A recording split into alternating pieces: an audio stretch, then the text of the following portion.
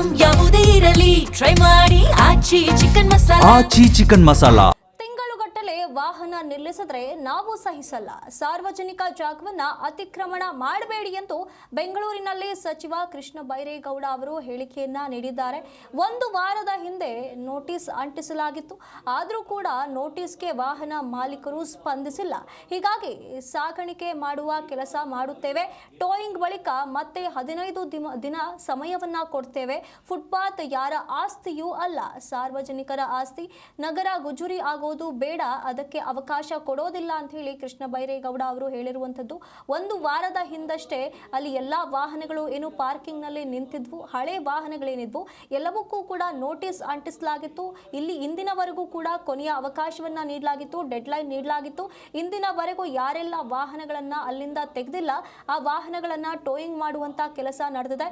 ಇದರ ಬಗ್ಗೆ ಮಾತನಾಡಿರುವಂತ ಏನು ಸಚಿವ ಬೆಂಗಳೂರಿನಲ್ಲಿ ಕೃಷ್ಣ ಬೈರೇಗೌಡ ಅವರು ಹೇಳಿಕೆಯನ್ನ ನೀಡಿರುವಂಥದ್ದು. ಇಲ್ಲಿ ಒಂದು ವಾರದ ಹಿಂದೆ ನೋಟಿಸ್ ಅಂಟಿಸಿದ್ರು ಕೂಡ ಯಾರೆಲ್ಲ ಇದಕ್ಕೆ ಸ್ಪಂದನೆ ನೀಡಿಲ್ವೋ ಎಲ್ಲರ ಕಾರುಗಳನ್ನ ಎಲ್ಲರ ವಾಹನಗಳನ್ನ ಟೋಯಿಂಗ್ ಮಾಡಲಾಗ್ತಾ ಇದೆ.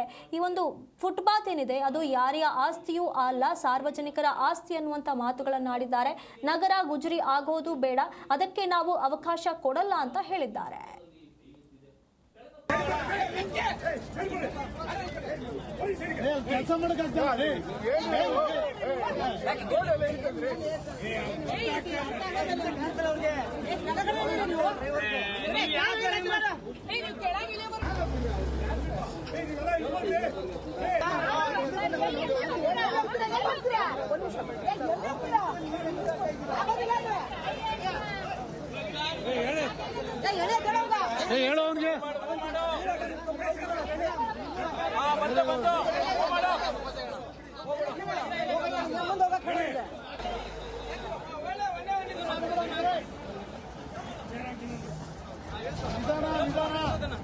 ರಿವರ್ಸ್ ಅಂತೆ ಬಾ.